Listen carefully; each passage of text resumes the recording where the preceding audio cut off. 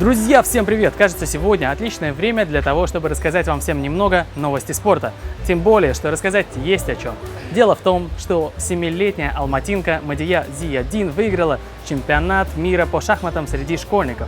Этот чемпионат проходил в Панаме. И давайте еще раз, 7-летняя девочка выиграла чемпионат мира по шахматам. Ей противостояли 36 шахматистов. Причем это была единственная категория, в которой определялся один чемпион. Вообще в рамках турнира принимало участие 600 участников из 37 стран, и соревнования проходили в 6 возрастных категориях. И как отметил тренер девочки Малики Александр Кашашвили, он впервые видел такое. К сожалению, участников младшей категории оказалось меньше, и организаторы решили объединить мальчиков и девочек в одну секту. Это уникальное решение, и несмотря на изменения, казахстанка добилась побед во всех матчах, набрав 9 очков и став чемпионкой мира.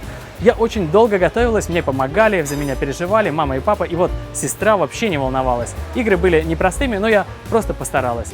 Настроение супер, поделилась юная шахматистка. Кстати, она начала увлекаться шахматами уже с 4 лет, и этой интеллектуальной игре научила ее сестра. Девочка мечтает добиться вершин своего кумира, международного гроссмейстера Жансаи Абдумалик, и бросить ей вызов. Кстати, сама Жансая тоже прокомментировала победу Малики. Она сказала: это беспрецедентный случай, ведь такого в истории Казахстана еще не было. Я с ней регулярно встречаюсь и готова с ней сыграть в любой момент. Кстати, среди наших подписчиков оказался и дядя Малики, и нам удалось немного поговорить с ним в Инстаграм. Дядю юной шахматистки зовут Ербол Усманов, и вот что он нам написал.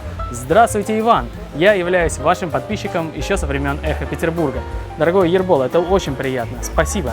Вчера в аэропорту Алматы встречали племянницу с Панамы, и она стала чемпионом мира, продолжает Ербол, по шахматам среди школьников, который проходила в Панаме. Может, вы осветите в своем выпуске, там много интересного. Например, Малика вообще не должна была ехать на чемпионат. И, кстати, еще есть видео и фото встречи в аэропорту. Вообще, на чемпионате Казахстана Малика заняла 3-е место, и тогда ей было 6 лет. И тогда родители решили отправить ее на чемпионат мира. Вот такая вот удивительная девочка. Да, и я много раз рассказывал вам про феномен шахматистов из Казахстана, ведь удивительно, немногие знают, но Казахстан по-настоящему можно считать шахматной державой, так как гроссмейстеры из Казахстана очень уверенно выглядят на мировой арене. И, кстати, надо отметить, что по праву Казахстан считается не только шахматной, но и боксерской державой. И буквально недавно завершилась дуэль взглядов лучшего боксера Казахстана на сегодняшний день Геннадия Геннадьевича Головкина. В свои 40 лет он обладает сразу 3 титулами в среднем весе: WBA Super, IBF и IBO. И уже в сентябре нас ждет развязка 3-серийного триллера «Головкин Канело», который весь мир ждет в предвкушении невероятного зрелища. Так вот, и вчера состоялась дуэль взглядов боксеров. В рамках пресс-тура, посвященного 3-му бою, спортсмены приняли участие в пресс-конференции в Лос-Анджелесе и провели дуэль взглядов. Боксеры более минуты смотрели друг другу в глаза, не отводя взгляд.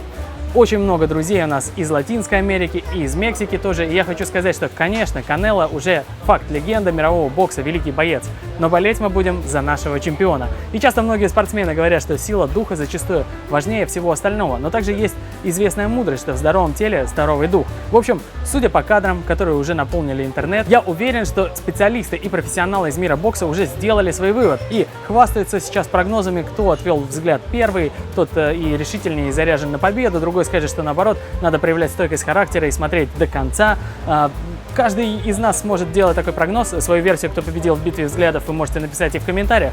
Также вы можете написать, что думаете по этому поводу. Ну а финальное мнение, финальные итоги мы уже будем подводить в сентябре на ринге. Ничего личного, для меня это просто спорт, написал Головкин в своем инстаграм о дуэли взглядов. В общем, интересно следить за главным событием года в мире бокса. И, конечно, гордость есть за Геннадия Геннадьевича, что он вот такой вот крутой. Ну, конечно, надо быть аккуратнее со словами, потому что раньше времени не совсем правильно будет хвастаться и махать кулаками. Пока что просто я пожелаю Triple G и его сопернику как следует подготовиться, чтобы уже 17 сентября порадовать зрителей отличным зрелищем. Болеть я, конечно, при всем уважении к друзьям из Латинской Америки буду за казахского боксера, ну а победит, как всегда, сильнейший. Друзья, на этом все. Завтра приглашаю вас на воскресный прямой эфир. Много вопросов накопилось у нас. Напишите в комментариях, в какое время вам было бы удобно. Ну, а я вас предупрежу о времени стрима в Инстаграм.